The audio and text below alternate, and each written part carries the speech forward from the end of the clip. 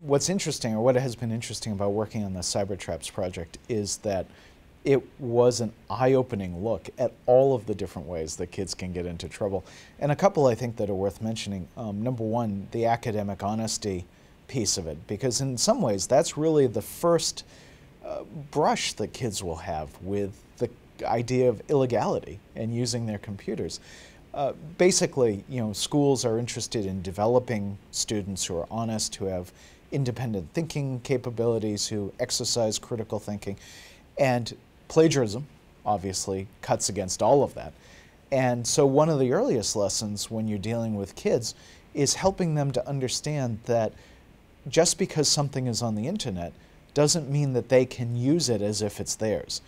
That there's a difference between doing research and committing plagiarism. And so that's an important lesson that can actually start at the elementary school level. As kids get older, you've got other kinds of academic dishonesty issues that arise. And one of the most interesting things I think that I came across when I was researching this book are the number of YouTube videos in which these, budding criminals in middle school and high school demonstrate how to use smartphones and iTouches and all the rest of that to cheat in school.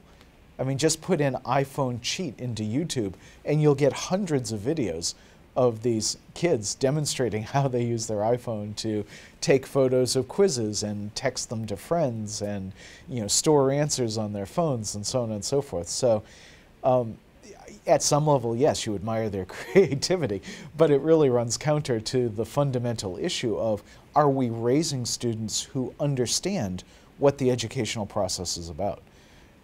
At the far end of this, of course, are kids who are using these electronic devices for the types of activities and crimes that we typically think of as hacking, in which people are doing unauthorized criminal intrusion into computer systems in order to either just simply gain knowledge and understand how the system works, which is the traditional definition of hacking, or to do the more malicious type of intrusion, which hackers prefer to refer to as cracking, where you're going after credit card information or trade secrets or business information or what have you, or you're actively trying to defraud people. And I talk about a couple of different cases in the book where relatively young kids were able to develop essentially a criminal enterprise because they spent enough time on the computer to become proficient at breaking into computer systems.